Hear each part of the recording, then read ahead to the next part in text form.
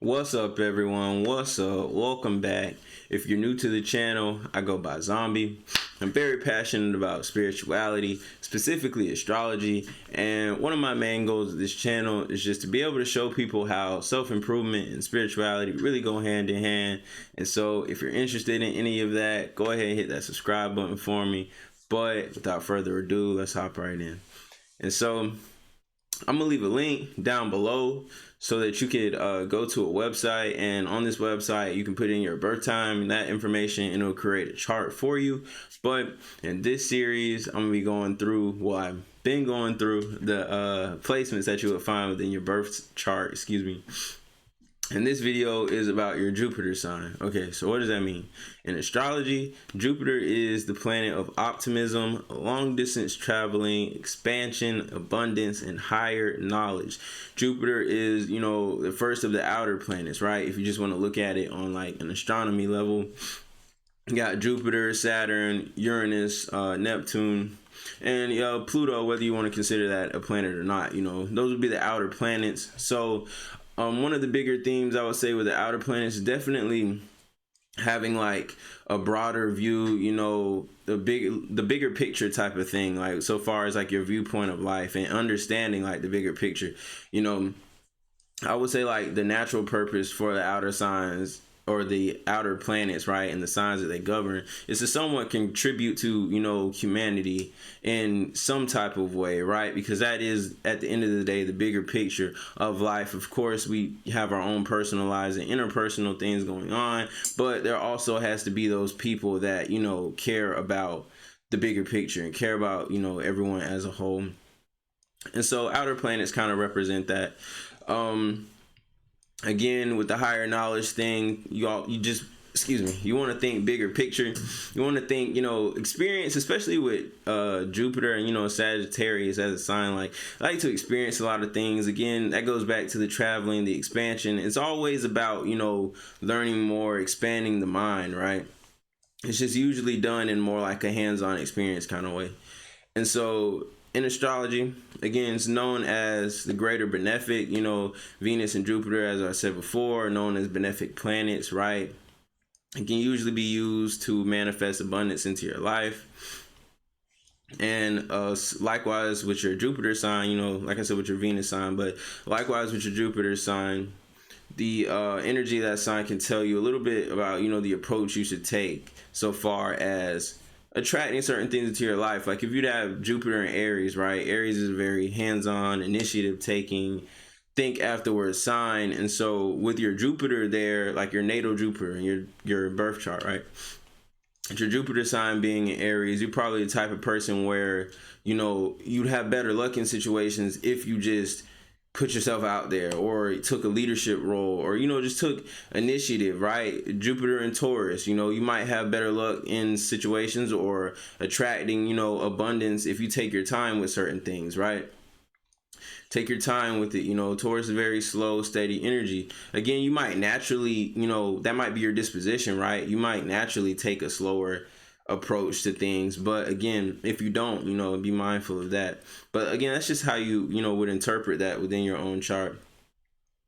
So moving on to the correlation, like I said before, optimism, Jupiter is definitely associated with optimism. It can sometimes be seen as like a blind faith thing, especially with Sag. I would say Pisces too.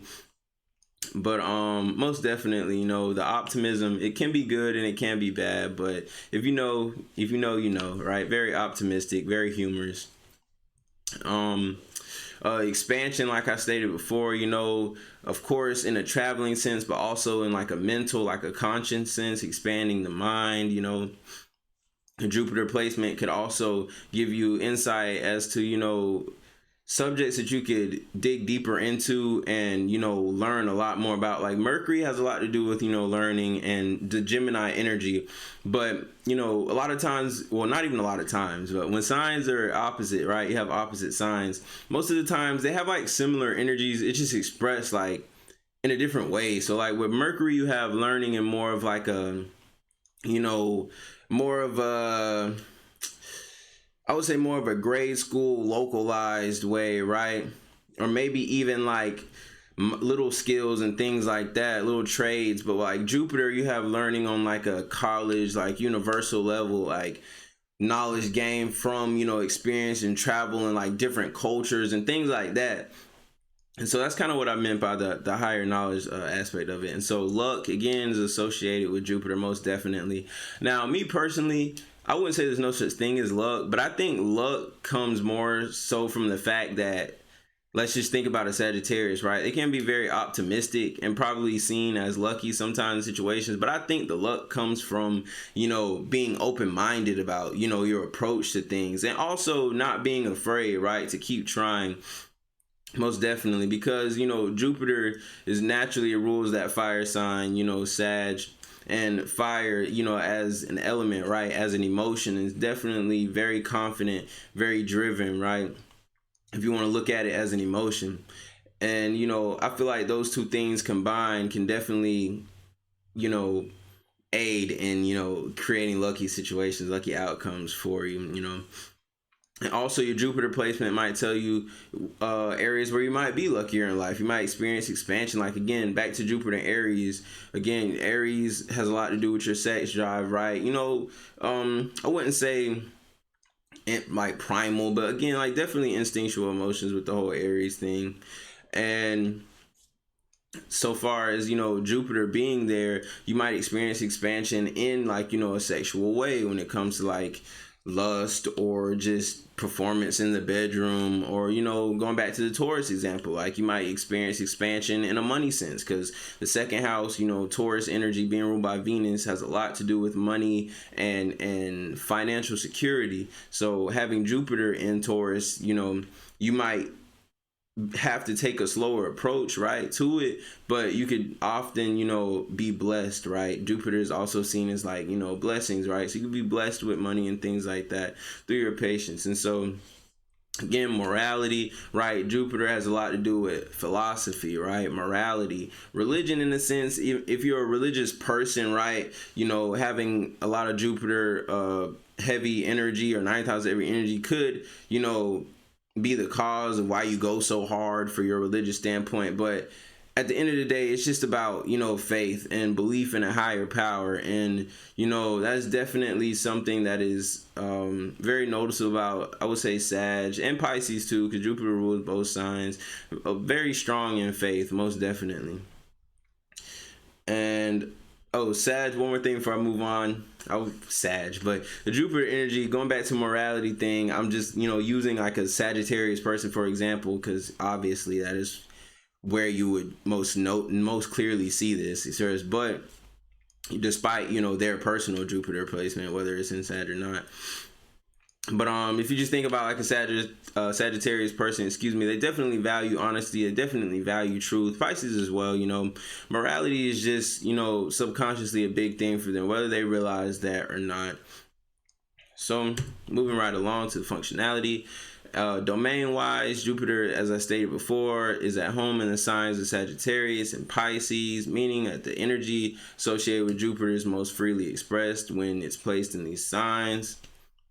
Detriment wise, Jupiter is weaker in Gemini and Virgo. And, you know, that is because, again, like that expansion, that open-mindedness, that optimism that's associated with Jupiter can sometimes be slightly restricted by the detail-oriented, you know, energy of Gemini and Virgo. But at the same time, that could also bless you with, you know, communication abilities and things of that nature, you know, when you really tap into that energy. It's all about how you look at it, right? And again, there's positives and negatives to everything. Even like an individual, they might be operating off of more of a love, closer to a love frequency, high frequency, or they might be more so in a fear, you know, guilty, resentment, hatred type of frequency. And depending on where you're at on that spectrum, that is what's gonna like determine the, you know, the size of these placements, the size of energy you express, right? So if you're more of a positive individual, right, I'm going to express more so the positive qualities. Even if your Jupiter was in detriment, right, in Gemini, you would still probably express more of the positive. You know what I'm saying? A positive expression of Jupiter in Gemini. So far as, like I said, being blessed with the communications, excuse me, probably being a very natural teacher and things of that nature, you know. But that's if you as a person, are more or less aware of it, and because you always have to be aware of things, right? One, more or less aware of it, and two, if you as a person are, like I said, operating out of more of a higher frequency. So exaltation wise, Jupiter is exalted in Cancer. That is because the very generous, very optimistic energy that is Jupiter is very freely expressed in the sign of Cancer. Cancers can be very generous in their own sense, to the point where they can be taken advantage of sometimes. But that's just something you have to be mindful of if you're a Cancer. But for the sake of this video, again, Jupiter is definitely exalted in Cancer, and that energy can be freely expressed there too. I also believe it's because Jupiter is a very spiritual planet, and Cancer is a very spiritual sign as well as a water sign, but being ruled by the moon, right? Also, so I feel like that's another reason. The fall, excuse me, the fall for Jupiter is Capricorn. And this is because basically the energy, excuse me, my bad. I zoned out just now. Like, that's why I had like a brain fart. Like if you saw that, like you literally just witnessed that in real time. Like, that shit is crazy. But nah. Locking back in, tapping back in. God damn, my bad for that. I completely zoned out for a second. But yeah, Jupiter is at fall in Capricorn. Again, if you think about Virgo energy, Capricorn can be very more so meticulous, very pessimistic, most definitely, in a sense sometimes, outside of already being, more detail oriented. Capricorn energy, again, Capricorns can be very pessimistic, like I said before, very cynical sometimes. And so that just kind of makes it harder to be more, optimistic, to be more that energy that Jupiter is associated with, right? It kind of makes it harder for that to be expressed, right, in the individual. But again, there's always positives to everything. So having Jupiter in Capricorn, if you work with it the right way, you could be blessed in business matters, entrepreneurships, things of that nature that are more related to that Capricorn energy. Again, it's all how you look at it. But that was a quick rundown of your Jupiter sign, the energy of Jupiter as it applies to your natal chart. And like I said before, I'm going to leave a link down below. But until next time, I'm out.